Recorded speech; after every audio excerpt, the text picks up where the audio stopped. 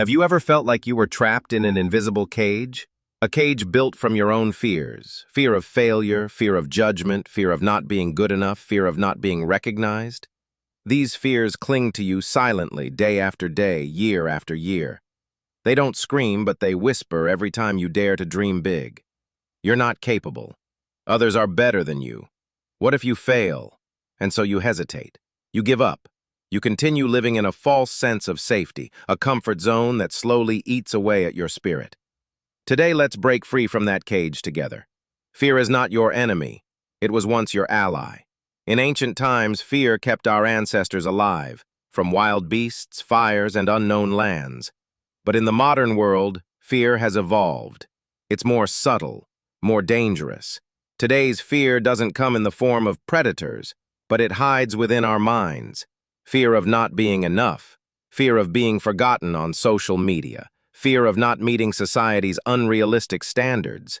It's the thing that keeps you up at night, silences you in meetings, makes you scroll through your feed comparing yourself to others, then sigh with frustration. Franklin D. Roosevelt once said, "The only thing we have to fear is fear itself." And he was right. Fear doesn't exist out there. It lives inside us. If we don't master it, it will master us. There are many reasons why you might feel afraid. Maybe you were raised in a controlling environment where every mistake was punished. Maybe you were mocked for a small failure in the past. Maybe you're a perfectionist, always needing everything to be flawless, so you're afraid to start. And sometimes fear stems from a lack of self-belief. You look at others' success and call it luck, not seeing the pain and effort behind their achievements. Especially in today's digital age, fear multiplies. Fear of not getting likes, fear of being judged by appearance, fear of not living a life as glamorous or perfect as what others show online. This silent but brutal comparison kills your confidence day by day. Dale Carnegie, the author of the famous book, How to Win Friends and Influence People, once lived in fear. He failed in marriage and business and even considered ending his life. But instead of giving up, he asked himself, how can I overcome this? He started practicing speeches, not in front of crowds, but to his cat at home. He joined every public speaking opportunity, spoke to mirrors, spoke alone in dark rooms, and eventually he became one of the most inspiring public speakers in the world. He once said, "You can conquer almost any fear if you will only make up your mind to do so." Remember, fear doesn't exist anywhere except in the mind. So how do we overcome fear? First, identify it. Write down what exactly you're afraid of. Be specific. Fear of rejection, fear of failing in front of loved ones, fear of losing money. Naming the fear is the first step to taking back control. Second, change your view of failure. You don't fail when you fall, you only fail when you don't get back up. See failure as a lesson, not a sentence. Most successful people have failed countless times. Jack Ma was rejected by 30 companies. Steve Jobs was fired from the company he founded, but they didn't quit. Third, take action even when you're scared. The key is not to wait until fear disappears, but to move forward while fear is still present. Take action with shaking hands and a pounding heart. The more you act, the smaller the fear becomes. Fourth, build trust in yourself. Every time you overcome a small fear, recognize it. Tell yourself, I did it. Each small victory becomes a brick in the foundation of your confidence. And finally, practice mindfulness. Breathe deeply, meditate, journal, step away from social media for a while. Give yourself the quiet space to return to who you really are, without pressure, without comparison. Remember, everything you've ever wanted is on the other side of fear. Jack Canfield. Don't let fear steal your dreams. Don't wait until you're confident to begin, because confidence only comes after action. You can start today with the smallest step. Write a post, make that call, speak your truth. Take action. Life isn't about avoiding fear.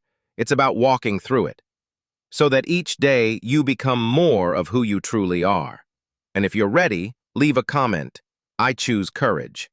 Let's walk through fear together and live a life worthy of the potential within you. But overcoming fear isn't a one-time event. It's a repeated process where you learn to rise every time you fall, to believe in yourself when doubt creeps in, and most importantly, to love the fragile parts of yourself, because from those places, true courage is born.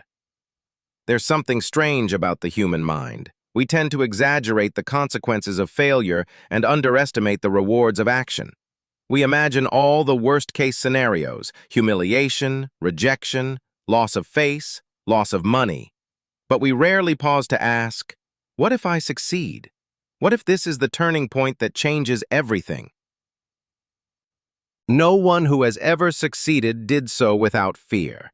Nelson Mandela once said, "I learned that courage was not the absence of fear, but the triumph over it.